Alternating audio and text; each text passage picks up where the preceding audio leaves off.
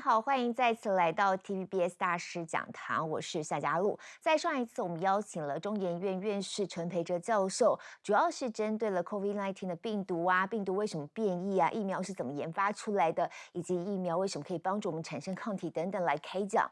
那在今天呢，我们是跨海邀请了一位大师，会更多来针对目前在国际上最新有关于疫苗啊、抗体，甚至是治疗药物方面的研究进度，还有在未来可能的发展，要带我们大家会有更多更进一步的认识。所以我们一起来欢迎在今天邀请的美国哥伦比亚大学教授何大一何博士，你好。夏小姐你好。博士晚安哦，不是现在在美国东岸的时间，跟我们刚好是日夜颠倒。不是现在在美国，目前我们了解到的疫情其实已经舒缓许多了嘛？是。不是我们大家比较认识跟了解的是，您在90年代就发明了艾滋病毒的鸡尾酒疗法。那我们也知道，现在您也带领了在哥伦比亚大学的一个医学团队，持续针对 COVID-19 的一些疫苗啊开发研究，也持续都在进行当中。那在台湾，其实一般政府啊对民众的呼吁就是，只要你打得到的疫苗都是好疫苗。不过现在我们所了解到，市面上像 Moderna、Pfizer、BNT， 或者是像在台湾自己有高端疫苗，还有像 AZ 疫苗，还是有很多不同的这个保护的机制跟这个抗体产生的方式，所以民众还是很想了解，在这些不同的疫苗之间，到底有没有什么比较好、比较坏，或者是有没有什么是比较有效的？它的有效性差别会很大吗？想要首先请教一下博士。Okay, well, first of all, thank you for having me on your program. It's a real pleasure to be with you this evening. I would just say a few things about our own research first. And that is, we've been focusing on the development of monoclonal antibodies, danzu kanti. And we have developed over 350 such antibody, and one of them is already in development as a product. But more recently, we have identified antibodies that are very, very broad in neutralizing not just the COVID virus variants that we face today, but also the SARS virus and many other related viruses in animals, particularly in bats. The other research area for my group is we're studying antibody responses, how they come up in as part of vaccination, and how they then decline in time, how they act on the different variants of COVID-19 virus, and how they respond to boosts and how they correlate with protection against disease. In terms of the vaccines, that's obviously great news that we have so many vaccines already in such short periods of time. Of course, we all know what losses we have gone through with 250 million infections worldwide already and over 5 million deaths. And we're still adding 500,000 new cases each day. And where I live in the US, we still have 72,000 cases per day and about 1,000 deaths. And the winter is coming, so we expect the situation to worsen. Hopefully not as bad as the previous year. But the vaccines and drugs and antibodies are going to make a huge difference. We know that these drugs and antibodies could lower death and hospitalization by 90%, and the vaccines are variable in their effectiveness, ranging from about 50% all the way up to 95%. So not all vaccines are equal. There are some that are clearly better than others. And this is one aspect that my laboratory has been studying for a long time. And I would say, based on the antibody measurements and based on protection against disease in clinical trials, it is pretty clear that the mRNA vaccines made by either Moderna or Pfizer are superior to the vaccines made by Johnson & Johnson, which in turn is superior to that made by AstraZeneca. And then probably coming in at last are the inactivated vaccines made in mainland China or in India. So I would say the clear winner so far would be the Moderna or Pfizer vaccines. 所以不同的疫苗在保护力上还是有一些差别。尤其刚才在博士谈到了，接下来又面临到了秋冬这样的季节，那持续的对于疫情的变化还是必须要保持高度的关注。还有一点就是，我们都知道病毒一直在变异哦，那每一次的变异呢，传染力也其实都更厉害。像甚至这个 Delta 还有 Delta 又在变异出来一个新的一个病毒株，所以就目前博士您所了解，我们到现在所开发出来的疫苗，即使说保护力比较强的 mRNA 疫苗，在面对不断变异的病毒，它在保护力上是不是还是有一些大家会比较担心的地方？那在未来哦，生技医学界要怎么样再去有更多的研发，或有一些什么样的方式来面对像这样子病毒不断变异的挑战？ Yes, we have gone through the emergence of many different variants over the past year. Last summer, we saw the initial appearance of alpha and beta variants, and the alpha variant became very dominant. And then, of course, we know the Delta emerged in India and quickly spread to Europe and US and the rest of the world. And that is so dominant right now, accounting for way over 90% of the viruses in the population today. And it's likely the next variant will come from the Delta virus. And you would say, well, where? I think it's wherever there is under vaccination or no vaccination. In such places, the virus will find those persons and will spread. And as the virus spread, it will replicate. And when it replicates, it will make mutations and certain variants will emerge. And it's pretty clear that these variants emerge for one of two reasons. One is it's more easily transmitted from person to person. And the second one is that it could evade our antibodies. And for the first, the best example is Delta, which has been estimated to be 100% more transmissible than the original strain that came out of Wuhan. In terms of antibody resistance, we know that Delta, for example, is about 5 times more resistant than the original strain, and the beta variant is actually 10 times more resistant. However, that variant doesn't seem to be as transmissible. So we really have to be concerned about places where there is under vaccination and the virus is allowed to replicate and mutate. 那就博士您刚才提到的这个数字听起来蛮吓人的，就每一次在病毒变异之后的传染的速度啊，成倍数的增加。所以就目前现阶段的这些疫苗，我们现在打在身上的这些疫苗，对于变异的病毒来说，还是有很强的保护力吗？或者是说，生技医疗界会不会接下来还想要再开发什么样的疫苗来去因应病毒不断的变异？ So the protection against some of the variants like beta and delta is clearly lower than the protection against the original virus. And that's been shown in a number of studies, but some level of protection still exists. And so I think the idea is to continue to vaccinate the population as much as possible and keep the virus replication down. And therefore, the chance of a nasty variant emerging would be smaller. And then, of course, the scientists are busy working on next generation vaccines. Some of them are directed to the Delta variant. And also, we are all working on vaccines and antibodies that would attack all the viruses in this family, including SARS-1 from almost 20 years ago, including the COVID-19 and those viruses that exist in bats.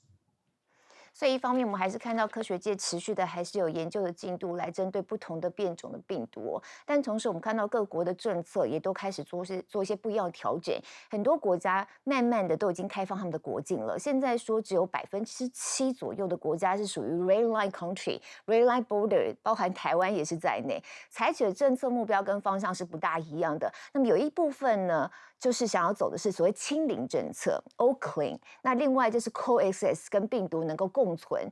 就目前，博士你来观察全世界这整个疫苗发展的状态，还有包含了整个疫情现在的这个比较趋缓的这个趋势之下，您来看，像台湾现在好像还是比较走的要清零的这样的政策，是不是慢慢的也必须做一些调整跟转向呢？您的评估大概是怎么样？ Yes, I think, first of all, I should say Taiwan really did a fine job in controlling the pandemic as it first came out. So its early success became a model for the rest of the world. And in fact, Taiwan was highly praised by other countries, very much unlike US, which did a terrible job in the beginning. And of course, we all know Taiwan kept the cases down and the hospitalization and death to a minimum. And that sort of zero COVID policy with very strict quarantine has served Taiwan very well in throughout 2020. And it's pretty much similar to what mainland China does and what Hong Kong is doing. And up till recently, very similar to Australia, Singapore, New Zealand. The question is whether this is sustainable in the long term. The situation in 2021 is not the same as 2020. And I think, the world is striving to return to normal and to open up. And now we have a lot of tools at our disposal. We have lots of technological development now with vaccines, with antibodies, with drugs, and all of these are highly protective. For the vaccines, we already talked about the fact that they could reduce disease by 50% all the way up to 95%, and the antibodies and drugs could reduce hospitalization and death by up to 90%. So we really don't need to fear the virus as much as we did last year. We have the technological developments have allowed us to treat COVID like maybe flu. It's not going to go away, and we have to learn to live with the virus. It's going to be endemic. That is, it's going to hang around, but we hope with our tools, it won't do so much harm. So I think in the US, we're certainly moving toward normal. It's pretty much open. Even Australia, New Zealand, Singapore are doing away with the zero COVID policy. And in New York, we're returning to normal despite having 1,000 cases per day. Taiwan would be shocked by that. But yet, life seems to be okay because we don't fear the virus as much now. And so it's important for Taiwan to adopt vaccine and antibodies and drugs as quickly as possible. And so that's an aspect that I would say the U.S. has done a better job than Taiwan. 所以重点还是大家在心态上面调整看待这个疫情，在2020年跟现在2021年应该有一个不同的眼光毕竟已经有了这么多的疫苗啊，然后大家开始体内产生了抗体啊，甚至有更多的治疗药物。所以刚才博士不断的强调说我们不要害怕讲到现在纽约人的生活也慢慢的恢复到正常。我在昨天还播新闻，大家已经开始在跑马拉松了。那所以博士您来看到了2022年，包含科学界目前研究的进度，我们可以怎么样展望2022年？这个病毒真的就是完全不会造成威胁了吗？ I think I think we'll see continuing progress on drug development. You know, we have now 3 small molecule drugs. We have antibodies from at least 3 companies already approved, authorized for emergency use, and multiple vaccines. And I think we need to move to next generation drug and vaccine development. And that's already in the works. And so the situation will only improve. And we just need to buy time for science to take its course. 是，所以博士不断的提到了 next generation， 就是在下一个世代、次世代的疫苗的研发，现在科学界正在进行的。那也有另外一个说法，就是以我们现在目前有的疫苗，我们来打第3剂的加强针。其实在美国现在就是打第3剂的加强针，但这2个好像是变成不同的策略，一个就是现有的疫苗，我们再多打加强针，或每年都打几剂；那另外一个就是我们再开发更好的次世代的疫苗。不是您可以带我们稍微了解一下，这2个策略跟这2个不同的方法，到底有没有哪一个比较好，或者是科学界现在比较着重在哪个方面？那对未来我们面对这个病毒的时候，是不是会让我们有一个可能有不一样的一个状况又会出现？ I think based on the studies that the scientific community has performed, it's pretty clear we have to do both. We have to make sure we apply the current vaccines the best we can. And that is, we already know that there is waning of antibody responses following even the best vaccines. After 6 months, the antibody levels, particularly the neutralizing antibodies, 综合抗体, are rather low. And that is associated with a decrease in vaccine protection. And when you boost, the antibody levels are restored and vaccine efficacy increases once again. And so it really argues for booster shots for a lot of people, particularly those who are elderly and at high risk. And also, if the Taiwan population has received largely AstraZeneca and Gaoduan vaccines, then and should the mRNA vaccines from Pfizer and Moderna become available, they should be used to boost.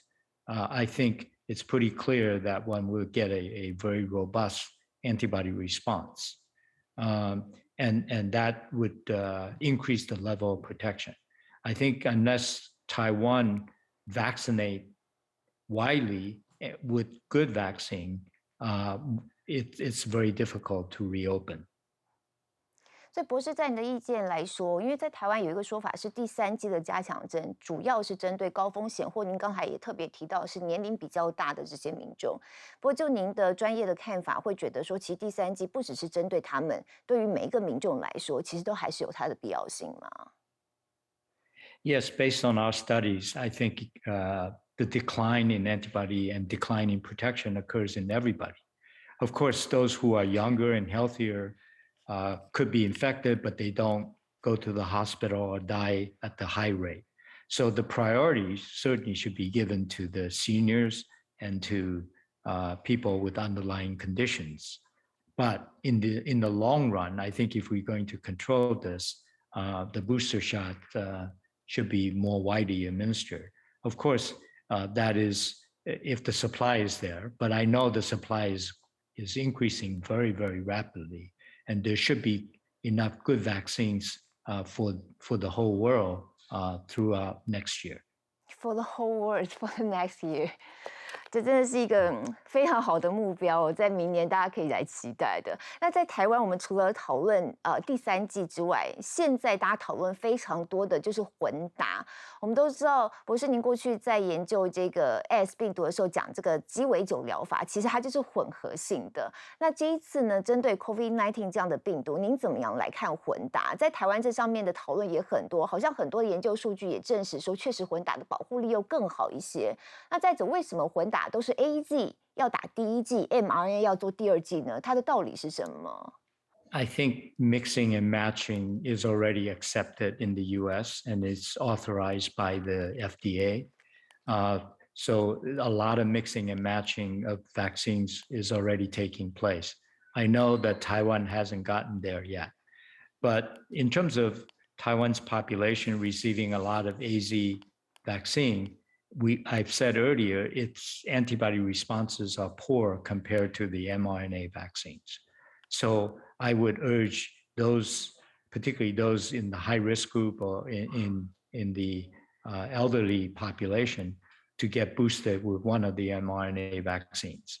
I know Taiwan has received Moderna vaccine and Pfizer vaccine has been purchased through private entities. And so that's going to be available.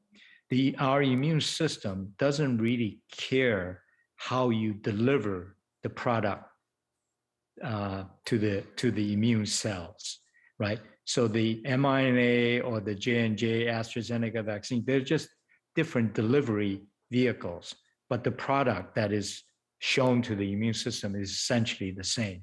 So there's really no huge problem with mixing and matching at all. And all the experimental data support that. 那我们一般都理解是 AZ 要先做第一剂的施打，然后再打 mRNA 做第二剂的施打是最好的保护效果吗？会造成像这样的结果，主要的原因是什么呢？ The AZ shot by itself does not induce a very good response, even when you give the booster. We have studied a lot of such cases, and they are clearly not as good as the Moderna Pfizer. So if somebody got an AZ, we would ask them to get a Moderna or Pfizer shot, and maybe even two.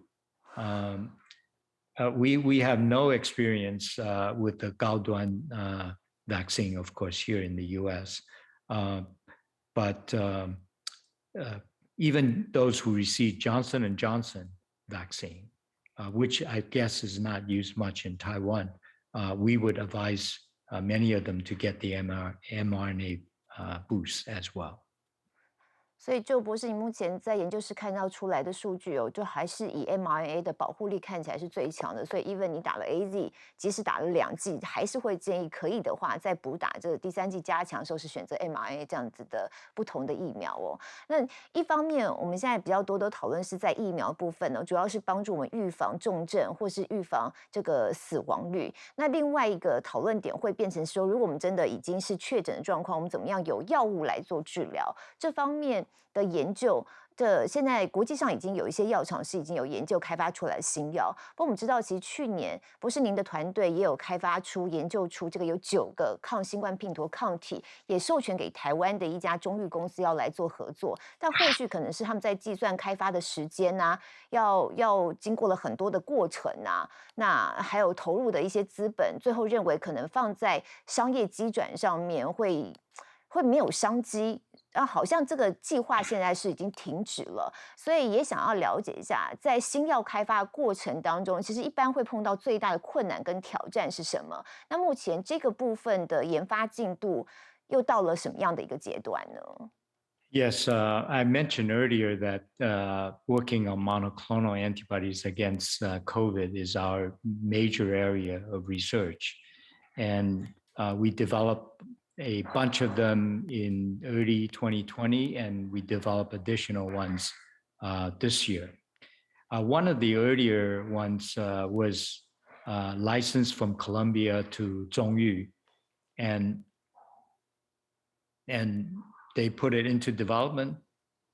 However, from many perspectives, Zhongyu was a latecomer compared to U.S. companies. And so there's a pretty tough competition from companies such as Lilly, Regeneron, and GlaxoSmithKline in the US.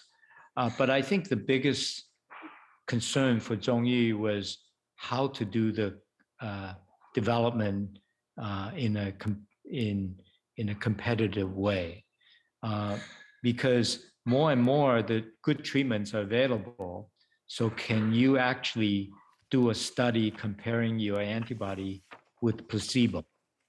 Because asking people to take placebo when they're already proven drugs and antibodies available is an ethical challenge. In addition, if you don't have placebo, then you have to compare your drug with a proven drug. And that automatically says it's going to be hard and it's going to require a lot more patience. It's going to require a longer timeline and increased costs. And in the midst of a shrinking market, because vaccines are now being rolled out in such huge numbers. And then we don't know what variants, new variants will emerge to confound the situation. So it's a business decision. So Zhongyi then relinquished the program and invested in another company called RenBio. It's a biotech in the US. And that product is now made under good manufacturing practices and is entering phase 1 clinical trial next year. But also that company is now going to focus on the niche market. That is, could that antibody be delivered in a new way that will stay in the system, say for a year? And that will protect people who do not respond to vaccines. There are maybe a few percent of the population that do not respond to vaccines. They're largely patients with other conditions on chemotherapy or other immunosuppression drugs. And so they don't respond to vaccines. And an antibody like that could protect such individuals. You may have heard a couple of weeks ago, the former US Secretary of State, Colin Powell, died from COVID. And he did not respond to vaccine because he has cancer and was on treatment. So there's a niche market for that. But I think in terms of what we're doing now is we're seeing if we could develop antibody and vaccines that would cover all of these viruses, COVID, SARS-1, and the animal viruses that exists in the wild and may someday come to infect us. We have to assume that coronaviruses will come again. We already seen 3 such outbreaks in 20 years. Surely more will come. And we have to have vaccines that act broader on this family of viruses. 所以这就是所谓的次世代疫苗 （Next Generation Vaccine） right? Right. OK。博士，您曾经在过去的访问当中有提到说这一次疫情对于全球的公共卫生来说是一记警钟，好像帮大家都上了一课。所以您可以帮我们做一个总结嘛？就从2020年的年底一直到今年2021年一整年，我们看到这个疫情在这全球造成了这么广泛的影响，我们到底学到了一些什么样的教训呢？Of course, we learn a lot scientifically about these viruses, and we learn a lot about how quickly we could develop technology to come up with drugs and antibodies and vaccines. The speed with which all of these things have been developed over the last 18 months is truly unprecedented and truly amazing. I think the overall lesson, particularly from the Taiwan perspective, is I think Taiwan was experienced after SARS in 2002, 2003. And that prepared the country well to respond to COVID. And the lesson I would say is do not rest on that early success. Anticipate what science will offer. And that's why I said earlier, the perspective in 2020 is different from that of 2021. And I think in retrospect now, if we look back, what could Taiwan do better? Well, I would say be an earlier adopter of vaccines in the same way that Israel has done, for example. I think Taiwan was relatively speaking slow in doing so. And therefore now it will have to be slower in opening up. I think Taiwan, like Israel, has a great deal of purchasing power and could have, one way or another, been more aggressive in that. So that's one lesson that I certainly took away from these observations. I would say that we still need to continue to invest in pandemic preparedness. There will be more. It may not be a coronavirus, but it will be some other pathogen, particularly those that are transmitted via the respiratory system and are easily passed from person to person. And the lesson is, this is one of the largest threat to global security. It's not, it's up there with climate change. Every nation has to be well prepared and be willing to contribute to that effort.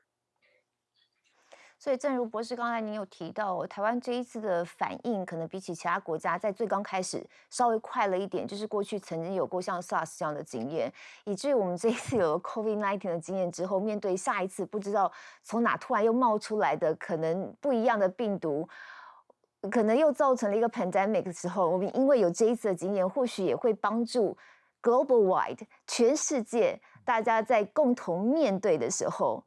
有了经验，下次可能会做得更好，就对了。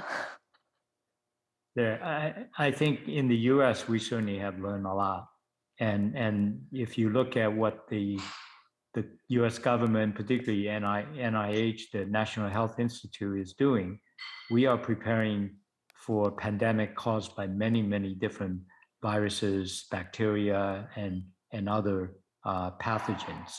So this is what every country with technical capabilities should be doing, because this is one of the biggest threat to our overall health and security. 那就这一波的 pandemic 来说，现在好像已经有一些研究单位开始在评估哦，会有第一批可以脱离这一次 pandemic 的国家，还有可能可以脱离的时间。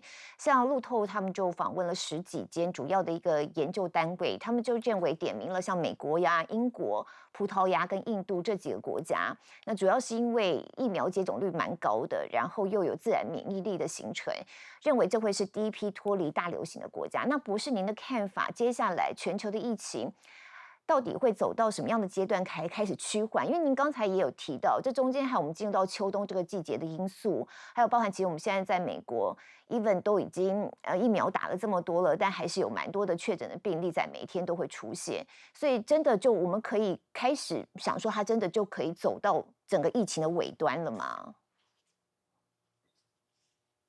I think these places you mentioned, like the U.S., Britain, India, it's true they have been vaccinating more widely than Taiwan has, but these are also places that suffer a great deal and endure a great deal of devastation due to extensive spread of the virus. So there was a high price already paid, but that certainly served as motivation to get vaccination and treatment going. And now, as I said earlier, and I will repeat myself here, but we now have the means to convert a disease with high death rate into a disease with low death rate, almost flu-like. And this, I think, will allow us to adopt a lifestyle that's closer to normal and keep the damage low and reopen and return to some semblance of normalcy. And I think that's what we're all shooting for. This virus won't disappear completely. It will hang around for years to come. but I think we will be able to manage. I think the outlook for the long term is good because of the available new tools. 所以就长期来看，有这样子的一个历程还是好的哦，而且真的，我觉得博士在今天访谈当中不断的提醒我们大家不要害怕，因为疫情走到现在这个阶段，科学界的努力之下，已经把这个疫情可能导致的高死亡率以及高重症的状况，现在整个局势是基本上已经完全扭转过来了。那同时还有不断的新的疫苗、新的药物持续都在开发哦，包含在台湾哦，我们民众也会接种的台湾我们自己制的国产高端疫苗，刚才博士也大概有提到一点点哦。那目前我们高端疫苗已经是获选参加 WHO 的一个团结试验疫苗计划，所以 WHO 就会资助来帮高端进入到接下来的3期试验。不过整体来说，在国际上哦，好像高端疫苗基本上还没有被这么普遍的认可。那不晓得现在在国际上，尤其是在科学界，怎么样来评价台湾国产这一支疫苗，以及在未来高端疫苗真的能够进入到国际市场的可能性？Yeah, I have no firsthand experience with the Gaoduan vaccine. I have read the paper that's published on the phase 2 study of the Gaoduan vaccine. And I would say that, obviously with those phase 2 results, you should move on to a phase 3 study. I understand that's very difficult to do in Taiwan, given the low infection rate right now. So it has to be done elsewhere. And WHO has agreed to evaluate that along with many other virus vaccines. And it's not entirely clear how and where. So we need to learn more about those details. But I would say that comparing the report of the 综合抗体 neutralizing antibody levels, I would say that it's not particularly impressive. It's probably on par with AstraZeneca. So that would suggest to me it's not likely to have the high protection rate that the mRNA vaccines confer. I'm a little surprised that despite lack of phase 3 data, the vaccines already authorized for emergency use, which is pretty unusual. That would not happen in the US or Europe or Japan. But I'm sure that's a decision, that's a hard decision that folks in Taiwan had to make. I would say the path ahead is quite difficult to show protection in a phase 3 trial. WHO is comparing so many vaccines, so where are they going to be doing the study? And is it still ethical, as I mentioned earlier, to have a placebo control? Because we already know that we have highly efficacious vaccines, and is it ethical to give people placebo? And without placebo, it's really tough to show your vaccine works. Then you have to compare your vaccine to other vaccines that have proven efficacy. And then you're comparing it with something good, and therefore the power of the study needs to be greater, and the number of subjects enrolled would have to be larger. That would drive up the costs, take much longer to enroll. And all that in the face of available proven products, it's going to be pretty tough. But I would say, based on the data I've seen so far, those who received the Medigen vaccine probably should get a boost with the mRNA vaccine if that's available. 不是刚才非常中肯的提出自己的看法跟观察，不过刚好我觉得听到一个蛮重要的点，就是说，其实博士也能够理解，在台湾，从台湾的角度要开发自己的国产疫苗，在政策上面的困难度，以及为什么必须要这样子做。但实际上面对到国际这么多的这个平台，都同样的一起在开发，这其实竞争上是非常的激烈。而我们同时也看到，像这一次 COVID-19 的病毒，它必须要全球一起合作，整个国际上一起合作来 fight 这个病毒。所以，就整个国际市场以及跟世界接轨的角度来说，在这一次包含了博士您来观察台湾国产的高端疫苗在整个研发的过程，还有或者甚至台湾整个在防疫的阶段跟国际上之间合作，您觉得台湾本身在生技医疗相关的面向产业，或是政府在政策面，如果说真的更希望能够跟世界接轨的话，我们接下来应该要做一些什么样的改变或调整吗？ Well, I know for a fact that Taiwan has tried very hard Yeah. to advance its biotech and pharmaceutical industry. Taiwan has the financial resources to do it. But, Taiwan is small, doesn't have the critical mass of scientists and other researchers in the area, and it doesn't have a long history of a pharmaceutical industry to build on. And so it's very hard, and I know that many in Taiwan now for many generations of leaders have tried to stimulate this sector without a lot of success, I must say.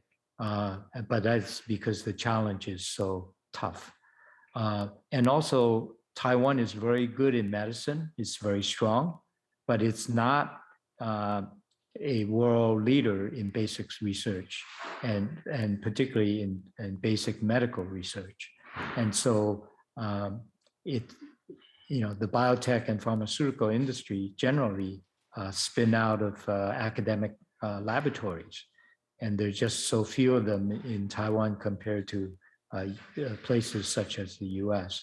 So it's hard, but the government has to keep trying. It has to invest, and I think it has to be bold in its investment. Cannot say that I'm just going to invest a little bit.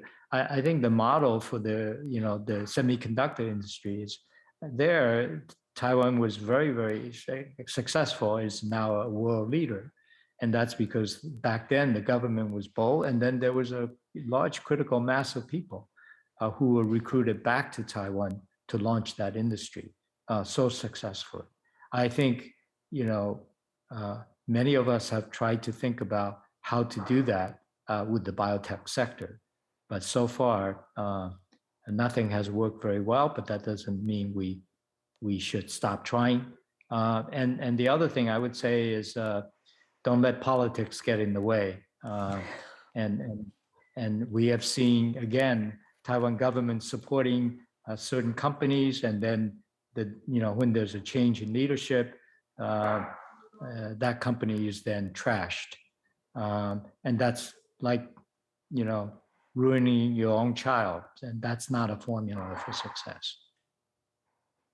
真的非常谢谢博士这是从跨海来的观察，给我们非常中肯的建议。那节目的最后博士刚才不停的告诉我们观众朋友，就说不要害怕，不要害怕，我们要学习怎么样跟这个病毒共存，然后恢复到正常的生活。那在最后，除了这方面的建议之外，不晓得博士最后一点点时间，还能不能够再给我们一些其他，就面对我们未来在疫情可能会出现的变化呀，我们应该要怎么样来看待啊，或者给我们一些什么样的鼓励 ？Well, I think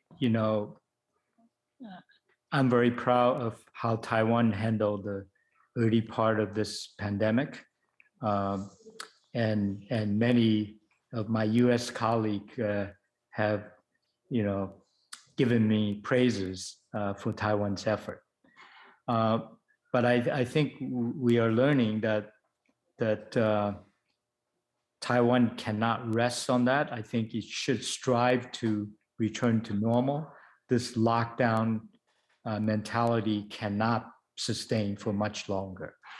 I think we all need to return to our normal life, and we got to figure out a way. And now we have really tools at our disposal.